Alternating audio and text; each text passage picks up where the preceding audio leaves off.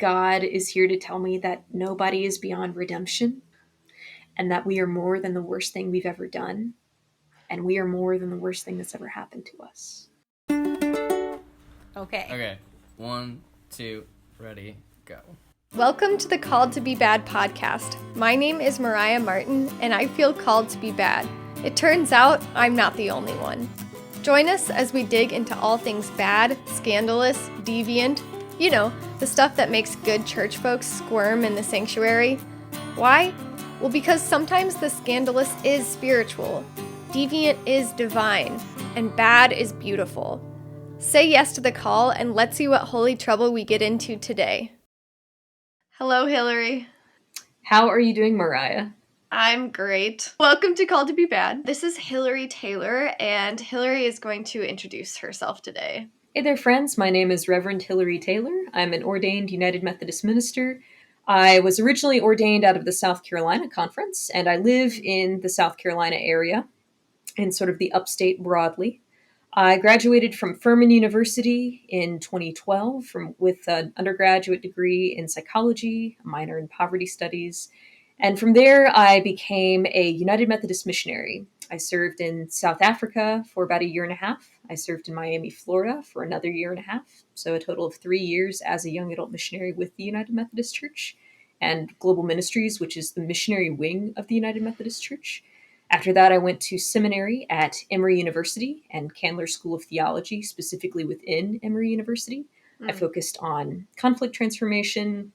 I also focused on religious education, and I did a lot of prison chaplaincy there. I'm sure you'll hear a little bit more about that as we talk later. And that prison chaplaincy really launched me into an interest in lots of other kind of chaplaincy-related things.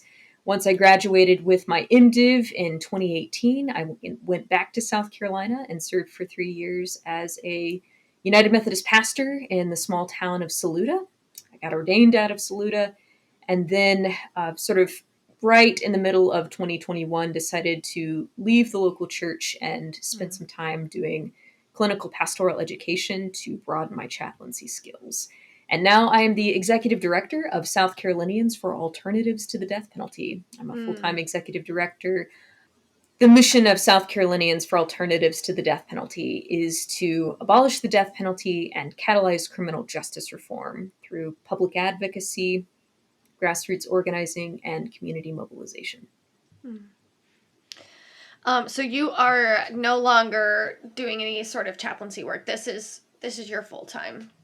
This is your full-time job. This is my full-time job. I do moonlight as a hospital chaplain in one of the local hospitals. So, once a chaplain, always a chaplain is, I think, some of the work of chaplaincy.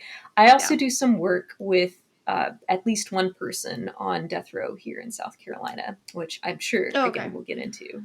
Yeah, some chaplaincy work specifically with... Some good chaplaincy work, yes. Okay, yeah. My dad is a chaplain, so chaplaincy work is close to home, and he also teaches the CPE classes, clinical pastoral education, and I've always wanted to go through that course with a little bit of trepidation because I know it's really intense, but anyways, yeah. And so today we are not talking about chaplaincy. Well, kind of. I mean, it's all connected. But we are going connected. yeah. But we're going to be talking about the death penalty and specifically the work that you are doing to abolish the death penalty and work for criminal justice reform. Is that the phrasing that you used? That's the phrasing, absolutely, yes. Perfect. I'm glad my brain grabbed onto that. You are doing so good. I am so impressed. Yes. My brain is braining today. Anyways, so before we get into all things death penalty, cheery episode today. I am curious what you are drinking. I'm being healthy and I'm drinking water. But I am drinking water out of my favorite mug. As you'll see, it is a nice glossy mug with the exception of this kind of maple leaf outline. And there's a nice little drip mark right here. I got this mug when I was a pastor in Saluda. And sometimes how your parishioners do things that are technically against your, bylaws and your book of discipline. Well, they had like a raffle. And so I entered the raffle, because the proceeds were going to go to missions. Again, like this is not actually what my church was supposed to do, but here we are. And I won. And so that was really exciting because I really, lots of people had put in lots of different tickets. And here I was, just like trying to be a nice, supportive person, didn't donate too much. But I love this mug. It is one of my most treasured pieces because of the artwork and because of the people who donated it and because of the event that I was supporting. Yeah, that is gorgeous. I love a good handmade pottery. Just really gets me. Yeah, that's really pretty. I love the dripping. Yeah, and I am drinking coffee today, and because we have a heavier episode, I decided we needed a good old hedgehog mug, just to remind us of the little things in life, the little joys. Hillary is a fellow animal lover, so hopefully you can appreciate the hedgehog mug. I love a good hedgehog. Absolutely. My friend Juliet and co-pastor, she has a hedgehog named Petey, and I got to hold it. I figured out that I'm allergic to hedgehogs, like their little quills give me a rash, but Petey is so adorable, and I didn't know that my life needed to see a hedgehog eat. It is the cutest thing I've ever seen. They have these like little teeth. Okay, I'll be done. But anyways, it made my entire life. It was so cute. Okay. So anyways, hedgehogs, death penalty. That connects. Hello, beloved baddies. A quick break to tell you that this episode is sponsored by the Center for Art, Humor, and Soul, a nonprofit that supports and amplifies the voices of edgewalkers through art that catalyzes change, laughter that brings us together, and soul awakening to the creative spark within us. The support from the Center for Art, Humor, and Soul has meant the world to this podcast, so I highly encourage you to check out their website, arthumorandsoul.com, to see their other featured artists and projects. If you want to support the podcast, you can check out our Patreon or get in touch. Now I'll let you get back to this episode of Called to Be Bad. So, yeah, we start with definitions normally. I mean, I think people know what the death penalty is, but can you tell us a little bit about it? Why does it exist? How does it work? Yeah, I know we could probably talk the entire podcast about that, but just maybe like a little snippet for context. We could. And before we do that, what I want to do is say that this episode certainly comes with a trigger warning. We'll be talking about violence, sometimes graphic violence. I'm probably not going to get into like actual graphic violent details, but just so you know, we will be mentioning graphic violence. We will be mentioning assault. We may be mentioning sexualized violence. We will be mentioning historical traumatic things like racism, heterosexism, sexism in general, and violence against people with mental illness. So so everybody is aware, just brace yourselves. This is hard work, and it's very easy for people who do this work to become extremely desensitized to it. So I would appreciate feedback from you, Mariah, and any listeners if there's any way that I can improve my own ways of discussing this topic. So take care of yourselves appropriately, friends. Yeah, I really appreciate that. I often put a content warning afterwards in the description, but it's nice to have an audio content warning for those who don't see it. So yeah, thank you, Hillary. Yeah, so capital punishment, the death penalty, this is state-sanctioned homicide. This is state-sanctioned murder. And in different states across the United States, there are about 12 different crimes that you can be charged with that will, preclude you, or allow you to be sentenced to as a capital defendant. I'm not going to get into exactly what those are today, but you are free to look them up for yourself. And if you want to specifically look at South Carolina, you can definitely look that up for South Carolina.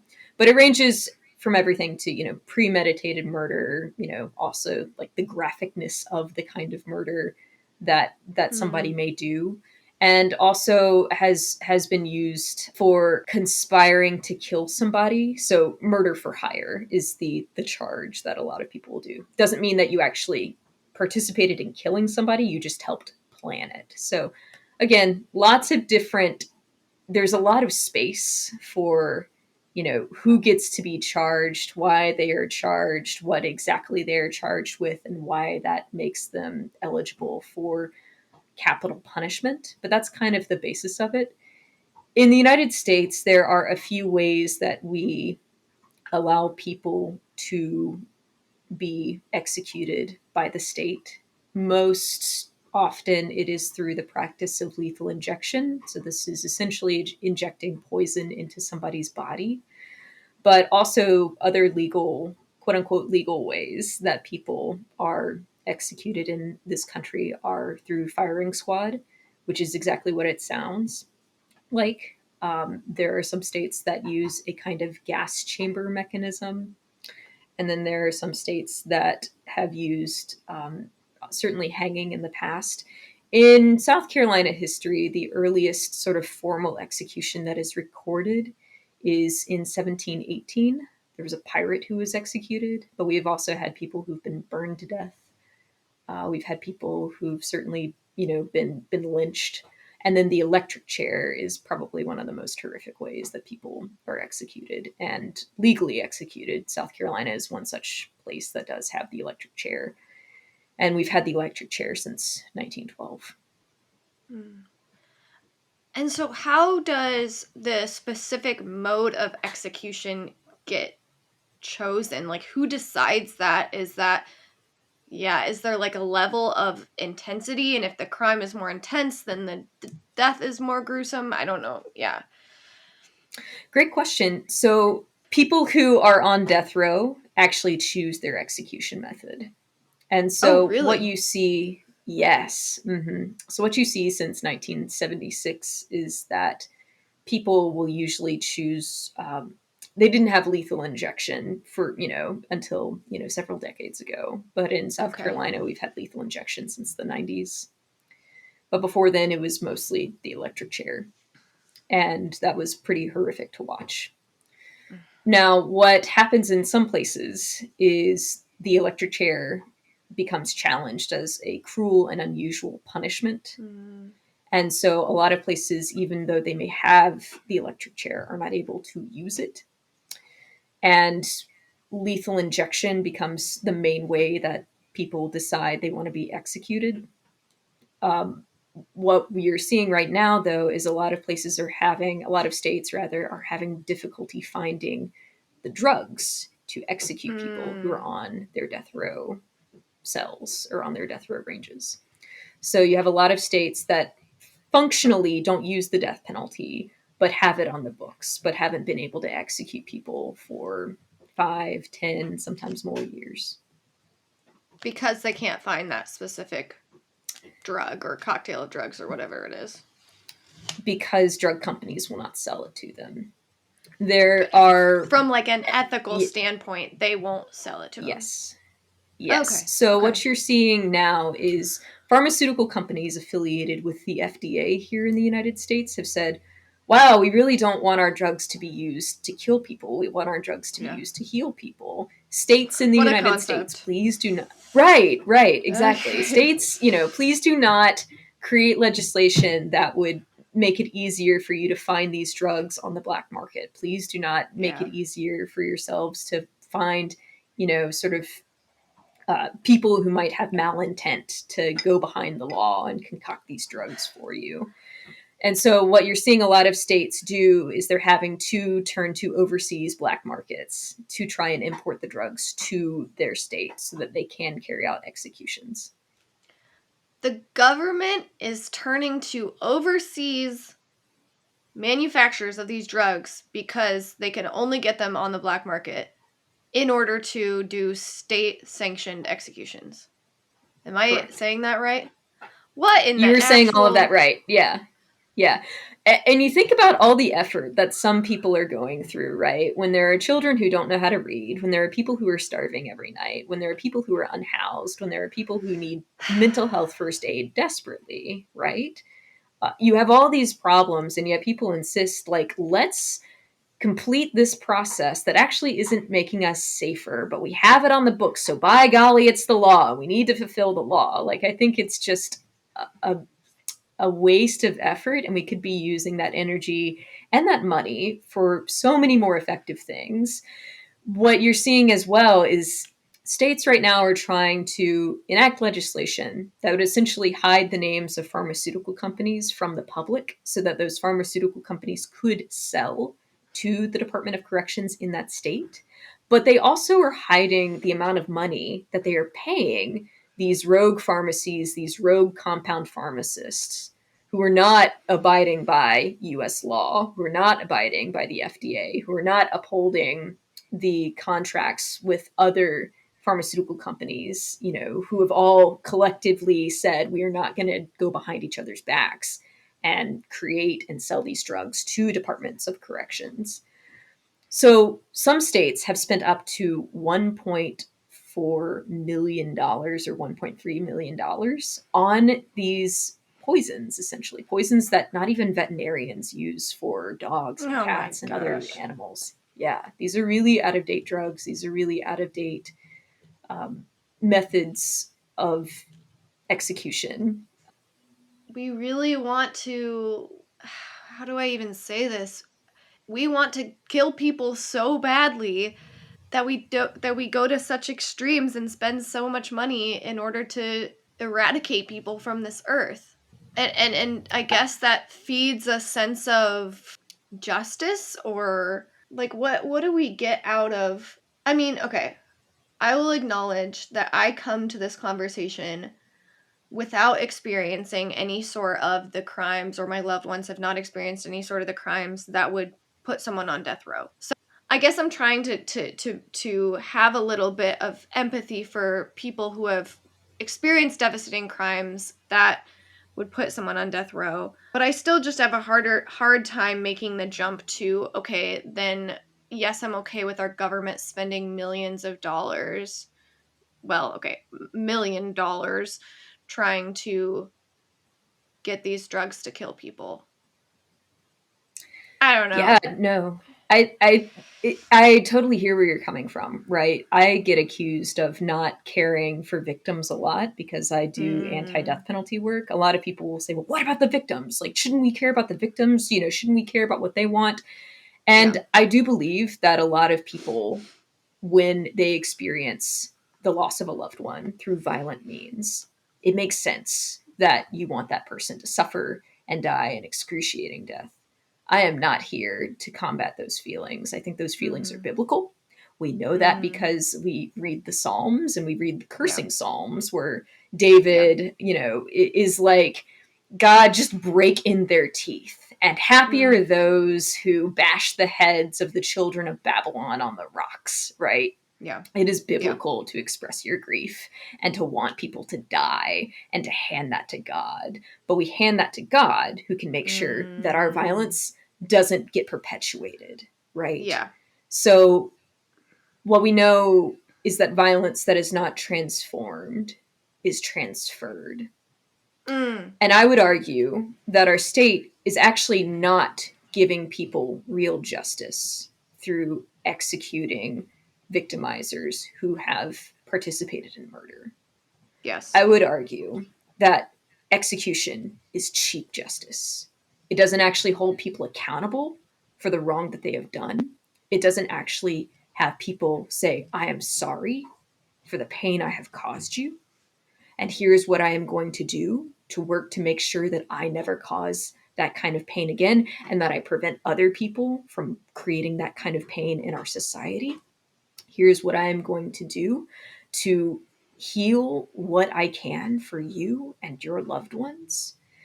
Our state, what we do is we separate victims and victimizers in the event of violent crime.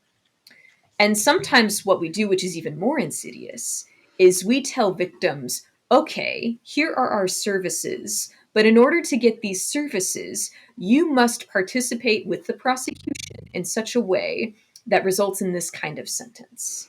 So we have housed our victim services with police, with solicitors and prosecutors. We have not created separate spaces where our victims' needs are met outside of the purview of sentencing and prison requirements, or a sense of justice on behalf of those who are charged with doing justice in our society, right? We make victim services contingent in lots of ways. Now, I know that that's not every service, and I know that there are lots of people in victim services who really have mixed feelings about the death penalty. I know those people. I've talked with those people. But there is a kind of sense where I have also met victims advocates who make it their business to try and uphold the death penalty by going around to murder victim family members and saying, this person isn't executed yet. We should make sure that this person is executed, and rile up victim families who just want to be left alone, who are tired of decades of appeals, which is what happens when you have a capital case. You have decades of appeals, you have all sorts of state resources going towards these cases, that if somebody was just sentenced to prison terms, like life without a chance of parole, it would all be done. The family wouldn't be confronted in the news every couple of years with the fact that this person is not dead for the violence that they have caused or created. In a way, being a murder victim family member of a capital crime is a death sentence in and of itself. That is what someone has described it. That is what I have read in victim witness statements. Yeah. Yeah, I hadn't thought about like all of these legal processes. Like I know they can take such a long time, and I didn't think about the re-traumatization or the like long trauma of staying in that, being constantly reminded, or maybe there's a bit of time where you can enter into a space of healing, but then it gets brought up again. Yeah, I had not thought about that from like if the ultimate goal is healing, reconciliation, that kind of model, the death penalty it is antithetical to those goals. And one of the things, right, if we actually care about victims, then why are we spending so much time and money on this case, right? On this person who has caused the crime? Why would we not, in South Carolina, a death penalty case has 1.3 million more dollars spent on it than a case that is simply life without a chance of parole.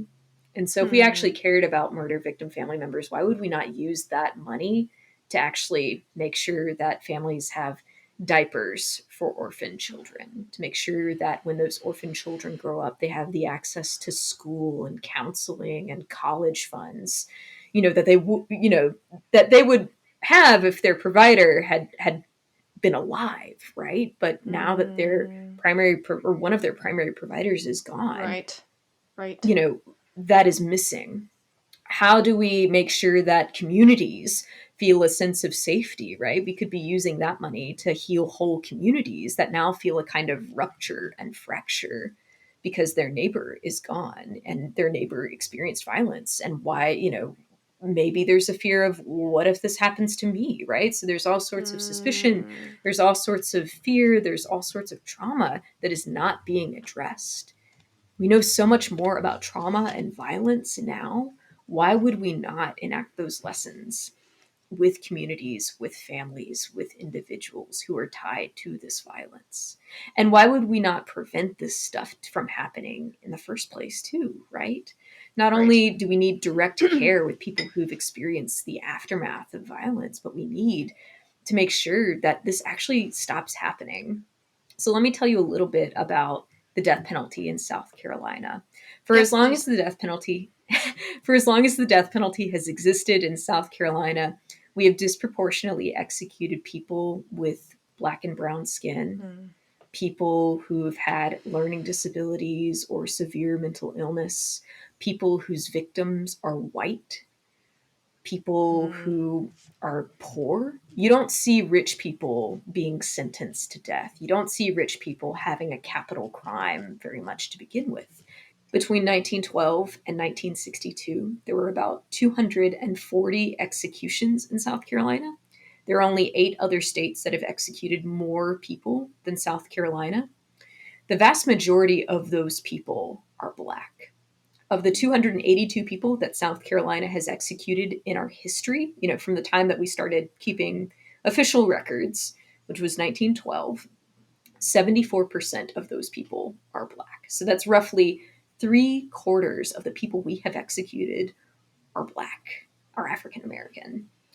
And some of those crimes are not for murder. Some of those crimes are for rape or for assault with intent to ravish. What we know about those crimes, and when they're affiliated with white victims, white women, usually this is a case where there are racist attacks against Black men for allegedly having relationships, illicit relationships with white women. And what you see is that these men have actually been legally lynched by the state of South Carolina. So this is part of my history. This is part of the work that my organization is trying to undo. So at South Carolinians for Alternatives to the Death Penalty, we are seeking to rehumanize those who are on death row, help to restory their narratives, because our media has a specific way that it talks about them. It treats them like monsters. It treats them as unhuman, inhuman. And so we try to get their stories out into the public. We do some of that by doing community presentations on the death penalty and different people who are connected to our work. We also do this through a pen pal program that we have. So people who are interested in having a pen pal on death row can connect with us, can email me.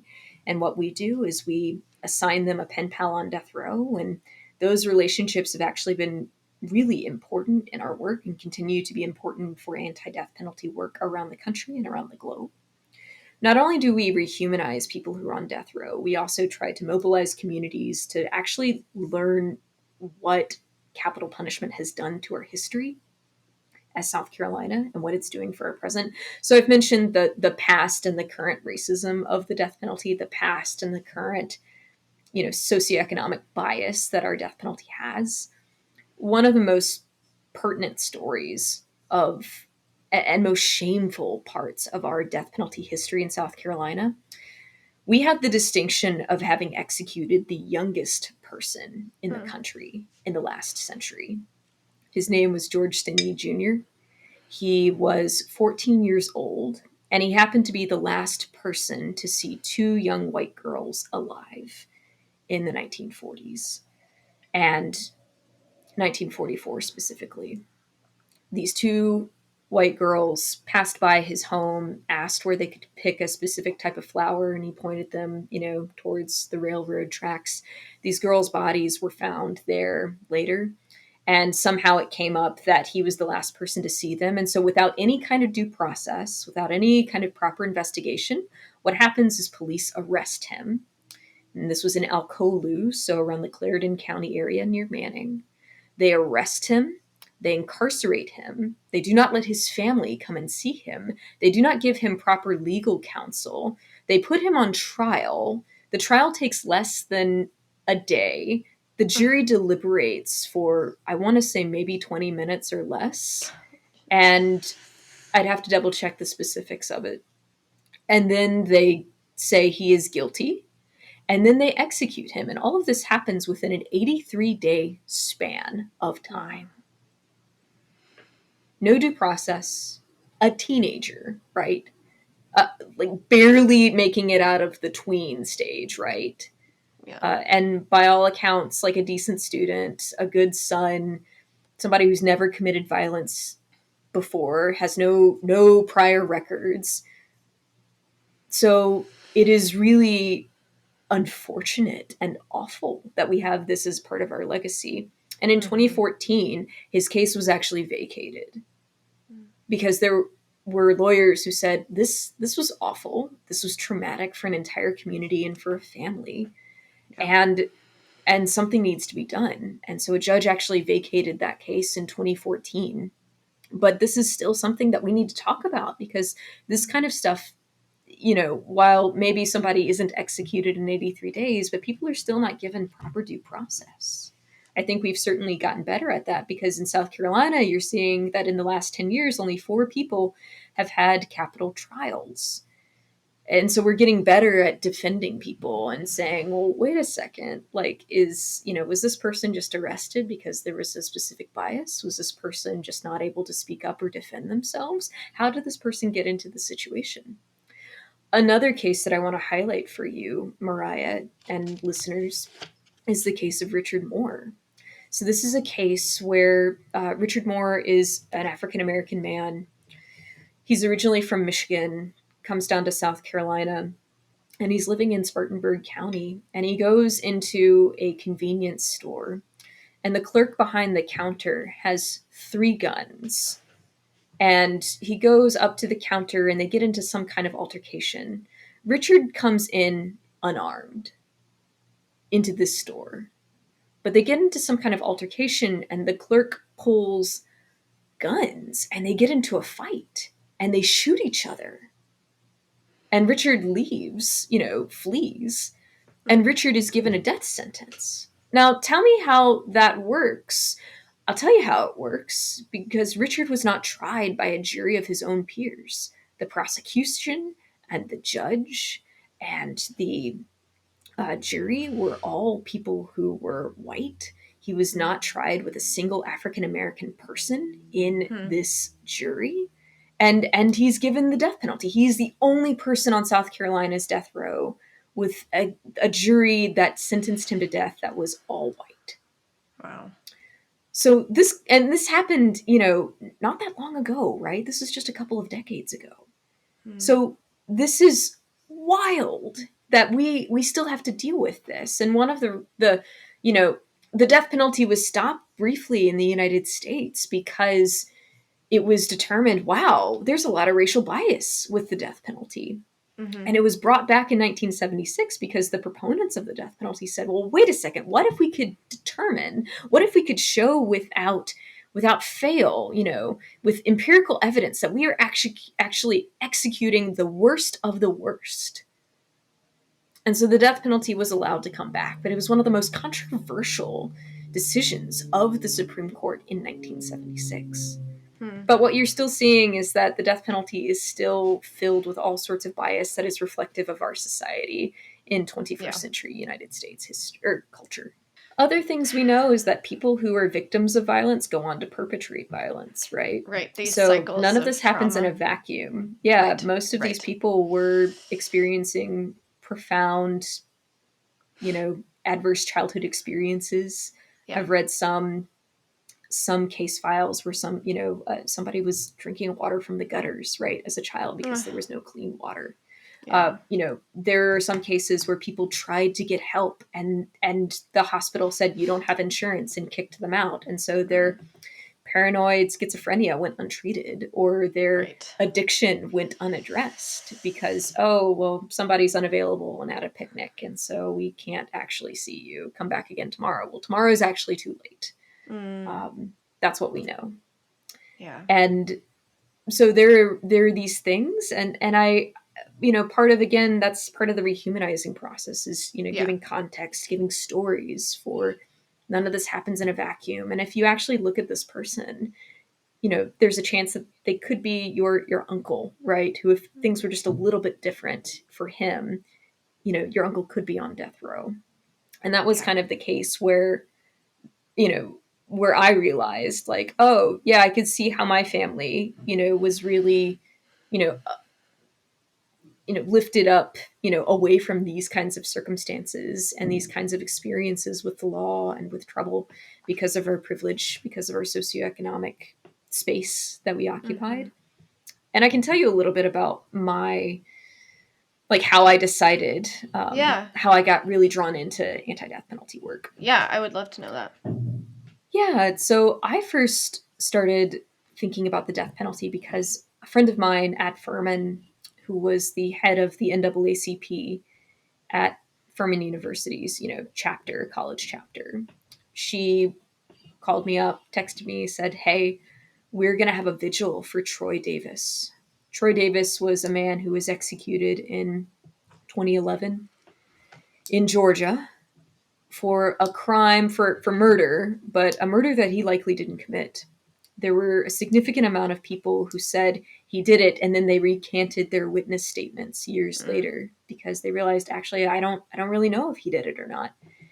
He had 3 different execution dates to my recollection. They finally executed him on the 3rd one. But my friend asked me if I would help kind of represent the chaplain's office at Furman for this vigil. And I was doing a lot of work with the chaplain's office. I was kind of a religious nerd. Still am a religious nerd, actually, as you can see. Yeah. But that was sort of Same. the first time that it was the first time I really thought about the death penalty, right? I learned that, it's disproportionately given to people who are Black. It's disproportionately given to people with white victims. It's astounding some of the ways that police reports can be filed, to incriminate people and actually silence them and deprive them of rights and yeah. So that was the first time I thought about the death penalty. But years later in seminary, I learned that my seminary had a direct connection to the only woman on death row at the time, which was 2015. Her name was Kelly Gissendanner, and Kelly was sentenced to the death penalty for murder for hire. She didn't actually kill her husband, but she conspired to kill him with her boyfriend at the time. And her boyfriend, interestingly enough, in exchange for information about her participation, he was given a life sentence with a chance of parole. Now, during the time that she was incarcerated, she became a Christian. She became sober. She reconciled with her children and, became like a more involved, like, mom behind bars. She took theology classes and she started reading Jürgen Moltmann's Theology of Hope and actually became a pen pal with him, which is kind of astounding, actually. There's a book called You Shall Not Condemn by Jennifer McBride, which is about their pen pal connection. She graduated with a certificate of theological studies, and then she also began counseling people through the vents of her cells, people who were experiencing suicide ideation. And so what the corrections officers would do is they would take, these people who were experiencing profound dysphoria, and they would put them in the cell next to Kelly, and she would basically counsel them back to life. Wow. And she would tell them, you will live, and God has got great plans for you. And despite all of those things, despite a former warden being in her corner and advocating for her clemency, none of that was enough to save her. She was executed in September of 2015. And there was a worldwide effort to try and save her life, including a letter from the Pope, right? This was devastating to see. And in that moment, when I was learning about this person, I really saw how Kelly kind of reminded me of a lot of people in my own life, people who I know and people who have a lot of privilege and maybe could have been in Kelly's spot, but weren't because they were wealthy enough to avoid law trouble, right? And avoid a criminal record. And I was really angry at the time with God because, like, here is this person who's on death row and is exhibiting way more change than people who've been given so many chances, outside of prison, and just keep messing up and keep not showing up and keep ruining their relationships and keep underfunctioning and will never get better. And this was a real moment where I kind of was at a crossroads with God in my own person and came to this space of, well, I guess I can't really write people off. As much as I'm hurt by the people who won't change, I still have to believe that change is possible because God is God.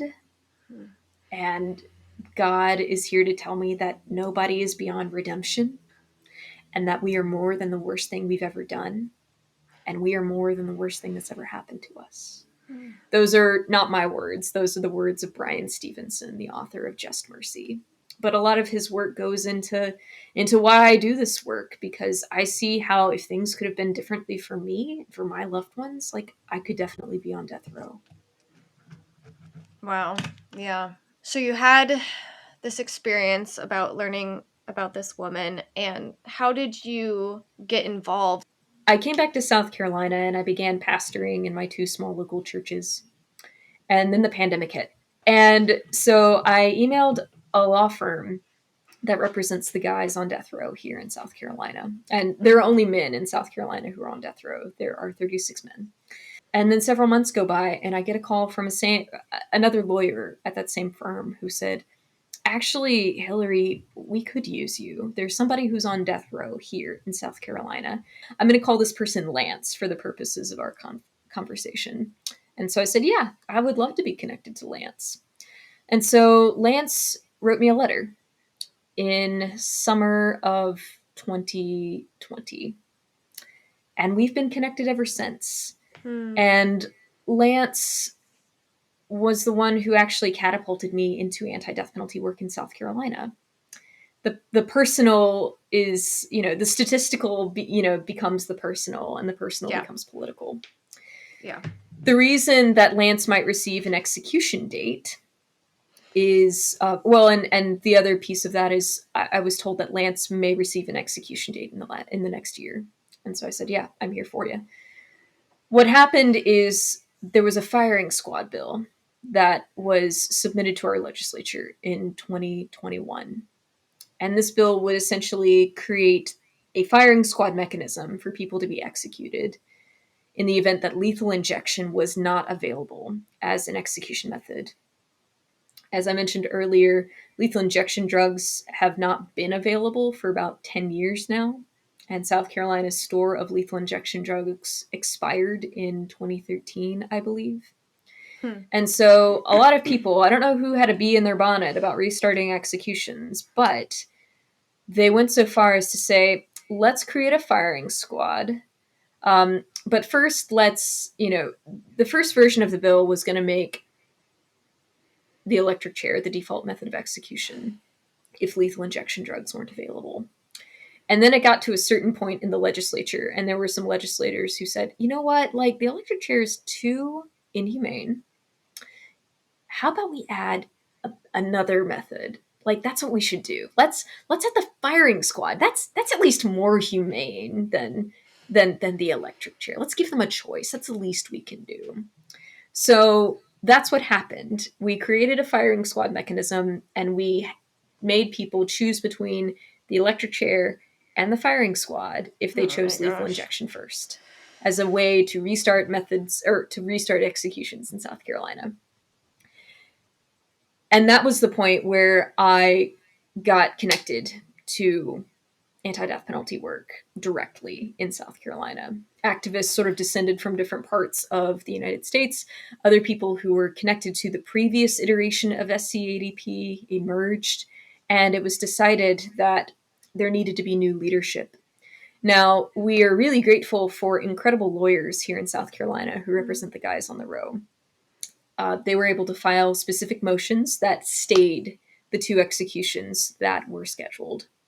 And that allowed us time to reorganize as a nonprofit, to do things like change our name with the IRS and to get reconnected to the Secretary of State, and to start putting a board together and start figuring out how we want to hire and what our handbook looks like, and who all we needed to be connected to in order to continue this work. What are our, who are the coalition partners that we need most as we fight the death penalty, as we abolish it, and as we catalyze other kinds of criminal justice reform.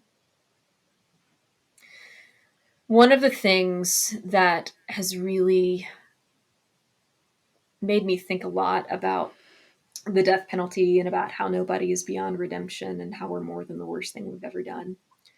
So Lance is somebody who will be the first to tell you that he regrets everything that put him on death row. he never shies away from that. In our pen pal connection, we talked about, all the little things that you do when, you talk about the weather, you talk about your family, you talk about your regrets.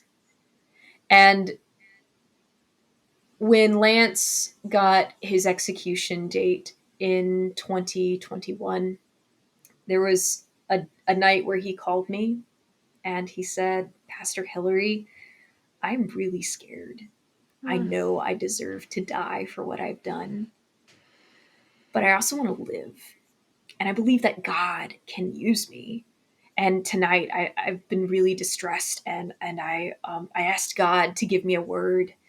And I flipped through my Bible and I found Ecclesiastes, just randomly, right? This is what we do when, we're in distress. Like, God, show me a sign. And so he flipped randomly and he landed on Ecclesiastes 1. And this passage, Mariah, but for those who are not connected to this passage, it's a passage that says, vanity of vanity, all is vanity. It is a statement of, all of life is meaningless, because that is what Ecclesiastes does. It basically is saying all of life is meaningless, nothing matters, just live your life to the fullest, right? So what Lance does is he reads this specific passage of how everything is impermanent and nothing matters. And he says, Pastor Hillary, this passage is right. All of life is vanity. And that's why we need to cling to God and to God's word. Because faith in Christ is all that matters, right? And I believe that this is my mission statement and my purpose. And it was sort of this awkward moment for me, because here was this person who's going to die, and he's taking scripture about the meaninglessness of life, which he's entitled to feel, right? Because he's on death row, and he's reinterpreting it for a space for a message of hope, right? He's using other scripture, and this person is very well versed in Old Testament and New Testament. And he is using other scripture to translate this scripture and to give him hope. And essentially what he does is he sort of looks at this correctional system that has put him on death row, and he says, okay, fine. You say my life is meaningless. You can say that. You can strap me to the chair. You can get the injection ready, load up the guns. I don't care, because my life matters to God, and that is the only thing that matters to me. And I think about the ways that Lance has really challenged my ability to read scripture, the ways that he has supported me on the outside in moments where I've been particularly low, for different personal and professional reasons. And I just continue to be just sad. Like, man, I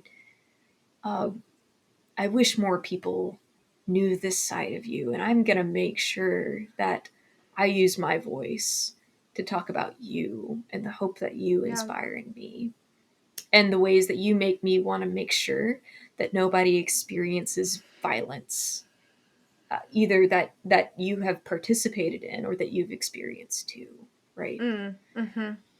So yeah, these personal stories inform me, and they've helped me, want to rehumanize people. They help me want to mobilize people. They help me want to advocate against the death penalty with power holders and stakeholders. And they also they make me want to help restore people who have been profoundly harmed by the capital system. So I've talked a little bit about murder victim family members who are harmed by this system, right? And who could be better served if we didn't have it. We don't talk a lot about death row family members. But death row family members experience all sorts of stigma and shame, and they can't talk about it. They have a really disenfranchised grief, because not only has their loved one participated in violence, but their loved one is now missing as well. Their loved one is essentially, functionally dead in their own lives because this person is behind bars, because this person can't contribute to the household, because this person can't be, super emotionally available, certainly not physically available for them. The death penalty also harms the people who participate in executions. There was an incredible expose in the state newspaper in 2022 about the people who participate in executions and how those people experience moral injury, right? Even if they come to the death penalty and they believe it, what participating in executions does, what designing execution rituals will do to you, is it will chip away at your ability to feel other people's pain. It will cause you to also ignore your own pain as well. And so what people have reported is extreme substance abuse problems.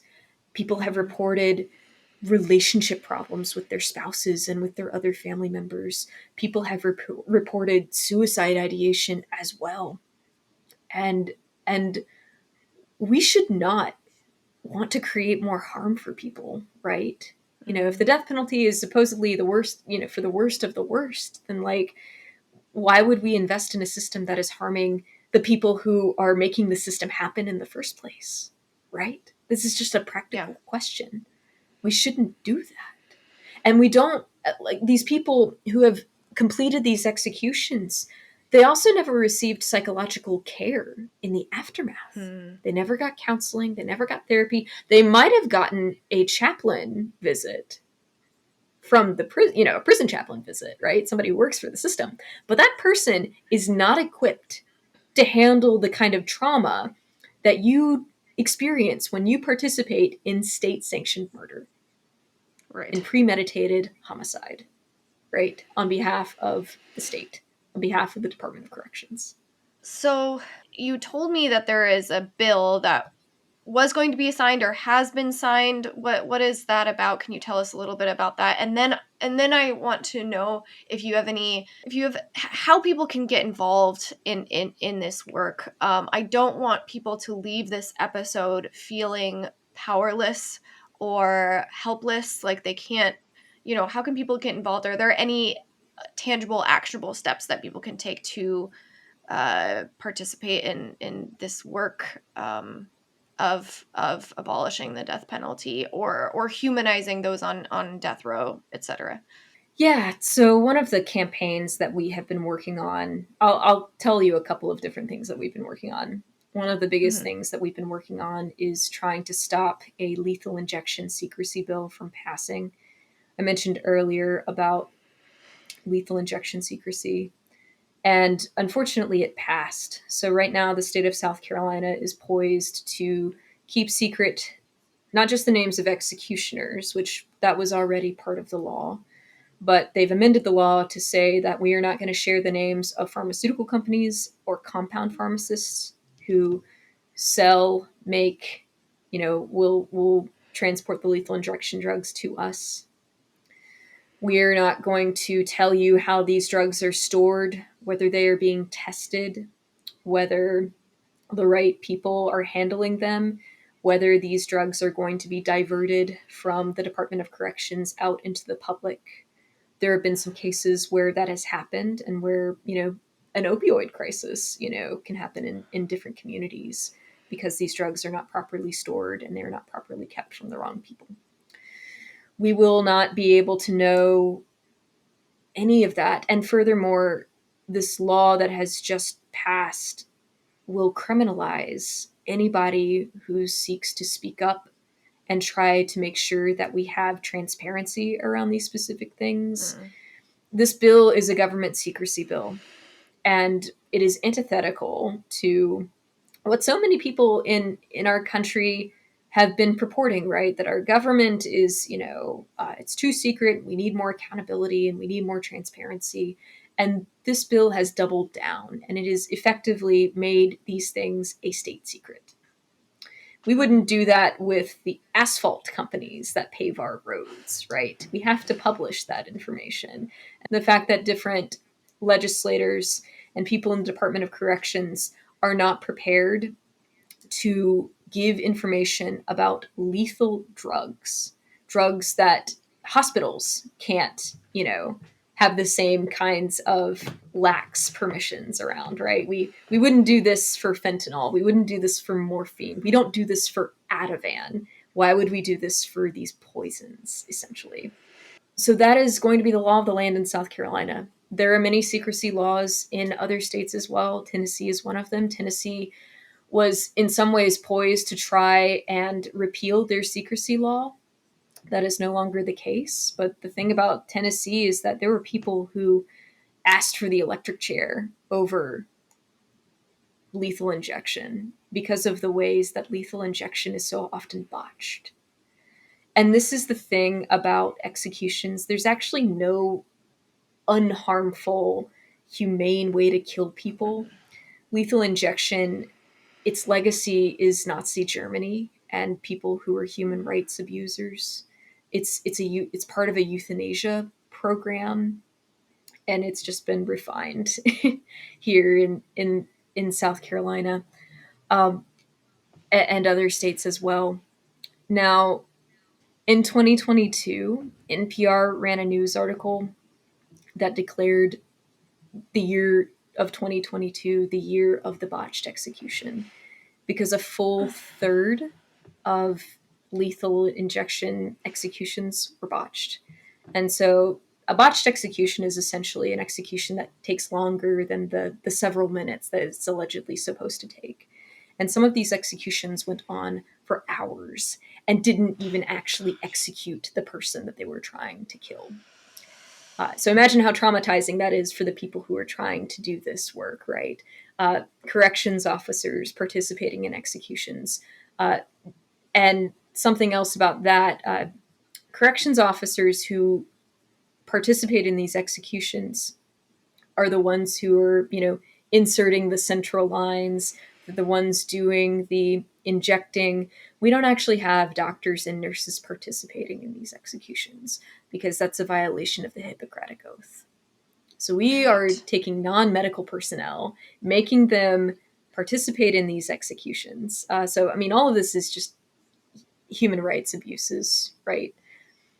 In Tennessee, at least 5 people on death row opted for the electric chair over lethal injection because of the number of lethal injections that are botched and the ways that people are made to experience profound pain when they are botched, right? There are experiences where people, who are witnessing these executions have heard, those who are strapped to the gurney yelling because their skin is on fire or because the drugs didn't mix correctly. And, you see people convulsing, right, in pain.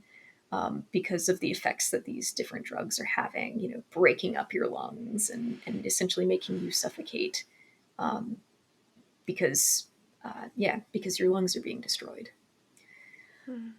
This is a lot of information. What I want to say is that there are people all over the country who are trying to end the death penalty, and support for the death penalty is at the lowest it's ever been. I want to say it's about 55%. If you want more exact information, you can go to Death Penalty Information Center. Just type that in on Google, and they will have all the information for you, more than you could ever want. Actually, they have an annual report that gives an outline of who has been executed, the different surveys around executions in different states across the nation. But that's the lowest it's ever been, and that's down significant points from, 20, 30 years ago. And what I also want to say is that people in South Carolina know that there are discrepancies about who gets executed and why they get executed. And so I really do believe that we are on the precipice of some really important work. One of the campaigns I'm really excited to tell y'all about is we are starting to do work with posthumous pardons. So I mentioned earlier how there were people who were executed, legally lynched in South Carolina. There are certainly people who were executed for crimes that they never committed. We know we've had people who've had innocence claims, and the state has vacated those innocence claims. We've never actually exonerated from anybody from death row here in South Carolina. And one of the things we're doing is we are meeting with descendants of a particular person whose loved one was likely executed for a crime they didn't commit in South Carolina. And so this is the beginning of some long due justice, right? Making sure that people's stories are heard, that people feel like their stories are held as well. The death penalty, I said, has made victims out of lots of different people, but especially Black South Carolinians. And I want to make sure that our work is anti-racist, and that is indeed one of the driving pieces of anti-death penalty work in our present day movement. And I'm thrilled to be connected to so many different people. One of the ways that you can support SCADP is by joining our newsletter. So I encourage you to go to www.scadp.org/newsletter. When you join our newsletter, you can get the latest as far as our campaigns. You can hear all the really cool work that we are doing. If you're interested in learning more about the death penalty in South Carolina, we have virtual book clubs that cover all different facets of the death penalty, whether it's a personal experience of someone formerly incarcerated on death row, or somebody who was a murder victim family member, or maybe somebody who is sort of looking from the outside and wants to do a history of the death penalty in the United States, or a history of a specific kind of execution method. We have all of those there, and we have lots of different videos that are up on our website. We have different speaking events featuring impacted voices from the death penalty. We have lots of different ways that you can support us financially. And you can go to scadp.org/donate if you feel inclined to do that. If you're curious about where you can find, maybe you don't live in South Carolina and maybe you're trying to find a place close to you that is doing work locally around you or your state. On our website, there's also a resources page where you can look at different groups. And if you don't see your group or your state listed, please email me. My email is info@scadp.org, and I can help connect you to nationwide or statewide groups. Some of those groups focus on connecting with people, who are imminently about to be executed. Some of these groups focus more on the legal support side of things. Some of these groups support causes that are tangentially connected to the death penalty, right? Maybe it's a parole board reform campaign. Maybe it is something like the death row exoneration campaign or a posthumous pardon campaign, kind of like what we're doing here.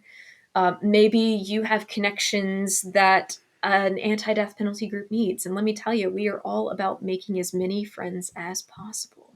That is a way that you can connect with us as well.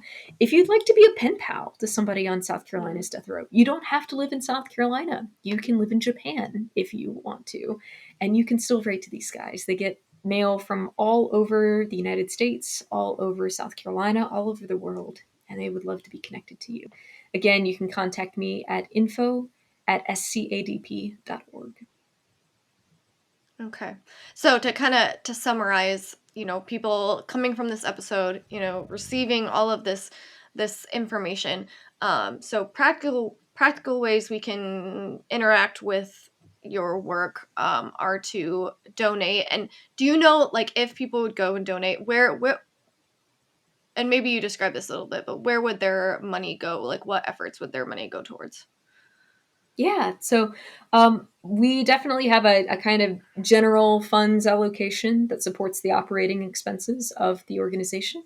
But if you want your Okay. funds to be designated to a specific thing that we are doing, or if you have questions about maybe helping to bolster a specific campaign, we are always interested in connecting you to what you are interested in. So again, you can talk to me more deeply about that or in a deeper way about that at info@scadp.org. And is this something that, like, churches could get involved in if they wanted, like, to have, like, I don't know, would you speak at certain churches, or would you be able to connect Sunday school classes if they wanted to join for a Sunday school hour, or get involved in your book club somehow? Absolutely. Yes, I can speak to people in person. or I can Okay. speak to people over Zoom or whatever is the easiest platform Yeah. that people prefer.